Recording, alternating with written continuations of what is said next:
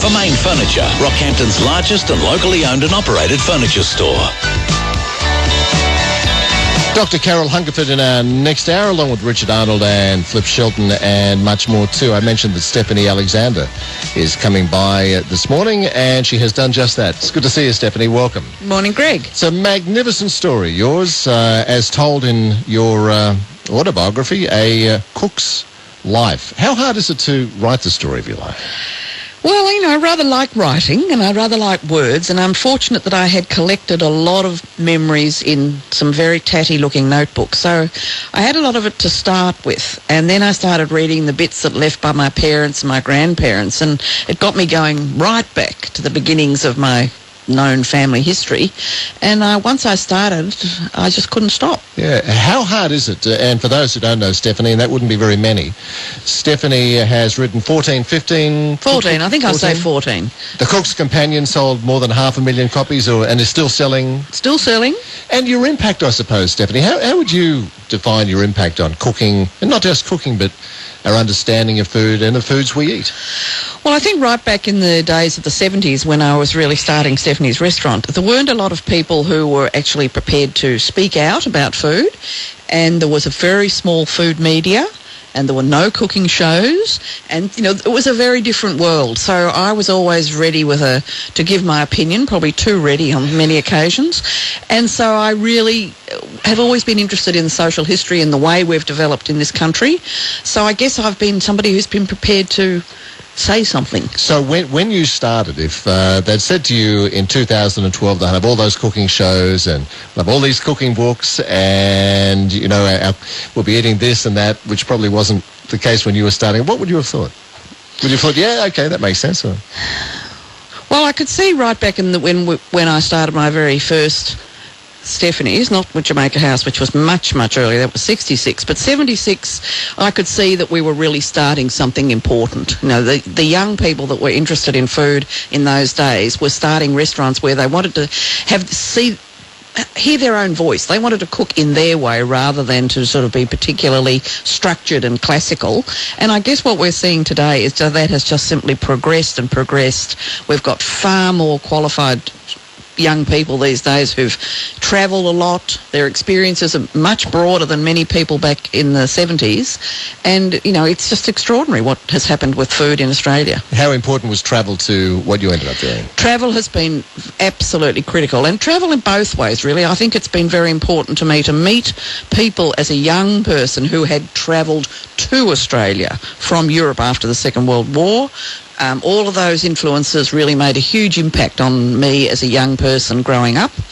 And then, of course, when my own travels, my early 20s, where I went to France and lived there for some time, was incredibly important in reinforcing my romantic ideas about France, but really realising that here was a country where the ordinary person really cared about what they ate and what it was like when they went shopping and whether the lettuce was fresh and beautiful or whether it wasn't, and that was just marvellous. What's your basic philosophy then towards food? Because we talk so much about food now and it's all around the place. It's so hard to, isn't it? It's so hard to distill what it is that matters. What matters to me, I suppose, is that what I eat reflects where I am, what time of the year it is. It's autumn in Melbourne at the moment. It's time to pick the last figs from the trees. I've got beautiful salad leaves growing. I can get all sorts of lovely ingredients, very fresh cheeses. So that's what I want to eat. And I know that probably sounds a bit airy-fairy, but really I think food should be seasonal, it should be fresh, it should be able to be put together without too much anxiety, and it should be a joy every day. Oh, that's lovely. It makes all the sense in the world. So in other words, your cooking and your eating is in harmony with the seasons as we all are in a way. Yes. Rather than, trying to think, oh, God, I've got to do this, even though it's not in season. We have to bring it from California, madness. Any questions for Stephanie? I've got a couple of emails here, 131332. You were talking a moment ago about some of those early influences, of which travel was one. But I loved when you wrote about your mum and your dad too, and different kinds of influences. Well, I think that one of the things about writing the book was that I was aware on about every page of the connections that I've drawn and the things I've got from both my parents. My father's love of words, my father's love of reading books. I was a librarian for 10 years. My mother's incredible interest in everything to do with food, not just putting it on the plate, but where it came from, why it was cooked in a particular way, and growing as much as she could herself. All of those things have meshed into my life on and off. Sometimes there's a bit more emphasis on one thing, and then it all balances and something else becomes important. Bertie the Bookworm. That was pretty nice, wasn't it? That was Dad, wasn't it? That was my father's first commercial library in Ballarat back in the 40s, or probably 30s. And to have a bit of a library dedicated to children was unheard of in those days. So he was a bit of a forward thinker. Yes, and when you think of the technology that your parents grew up with, and in a way have been the staple of our lives, and you see where it's going now, what are you making of all of that? Well, I struggle a bit, like anyone in my generation. Fortunately, I have daughters who are very technologically able, so they actually are my help desk on most occasions. Technology, yes. Well, technology in the kitchen is mystifying to me.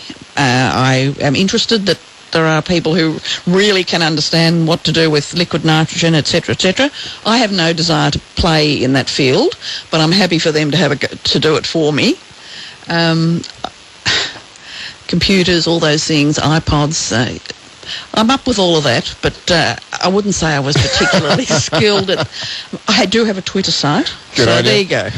Age is... you write about age, and it's interesting how you write about age in terms of your friendships and your past relationships and children and all kinds of things. And you make the point that as you turn 60, that was a little bit of a problem for you, but... as you hit 70, it wasn't an issue. What happened there? What was that difference? Well, I don't know what the difference is, but I think sort of the 60 seemed like a very big bump in the road. And I don't think I felt any worse physically. It just loomed as something that had always been seen as a sort of, once you get the other side of that, my God, it's over. And I don't feel like that now. I do feel much more relaxed. I still think those big birthdays with a naught on the end always have a bit of a bump attached to them. Even when you're 30. Even when you're 30, exactly. Even when you're 20, I seem to recall.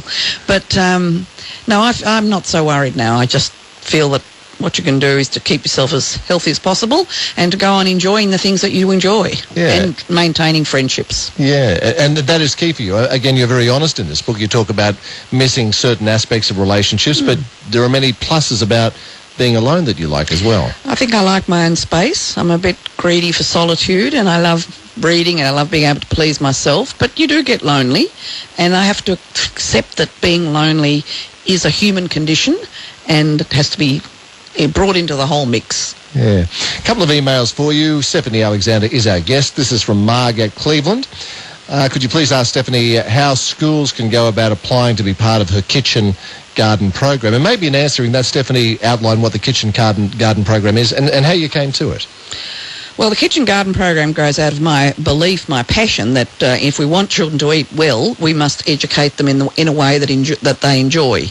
And for me, that means introducing a program into primary schools so that children have the opportunity to grow some of their own food, to register the seasons, to look after their garden, to then pick their food, take it into a kitchen, learn to cook, and best of all, sit at a table with other people and enjoy new tastes, new flavours, and I can tell you that it works. So that's the idea, and it started in 2001 with one school in Victoria. We now have 265 schools all around Australia, Fantastic. Including 50 in Queensland. And the model school in Queensland is at Bulimba Primary School, so anyone who's interested should perhaps try and arrange to visit the school, because I'm convinced that the best way of really understanding what this program does is to go and see it in action. And that's certainly been the way that I've got federal money, and the former Queensland government gave money by getting politicians to actually visit the school and eat with the children and really see what a difference it's making. So how to get a school in there? Well, there are no further grants at the moment. I would suggest to anyone who's interested to keep a very close eye on the website, kitchengardenfoundation.org.au, because we will make sure that as soon as we have anything to communicate, it is there. Amanda at Yeppoon for you, Stephanie, so you just need to put those on. Stephanie Alexander is our guest, and Stephanie's autobiography is called A Cook's Life. It's beautifully written, and it is available now. Go ahead, Amanda. Hi, Stephanie. My name's Amanda. I'm the kitchen specialist at the Farnborough State School here in Yeppoon. Wow. And I just wanted to say thank you so much for having such a wonderful program. Well, we're very proud to have you as part of the program. Yeah, and it's fantastic. I love it. Fantastic. And all the children are learning lots, I'm sure. They are. I'm actually studying to be a home economics teacher. Mm-hmm. So, so it ties in beautifully with what I'm doing there as well. And the children are really into it, Amanda? They love it? Oh, they absolutely love it. We cook every Tuesday, and the garden's coming along nicely. We had a bit of a rough trot, but now it's getting there.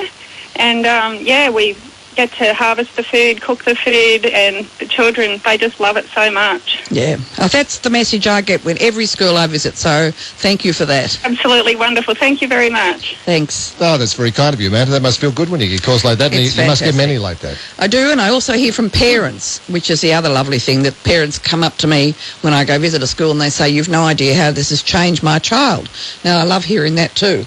We're hearing a lot in recent times about the obesity debate, and that's no bad thing, you know.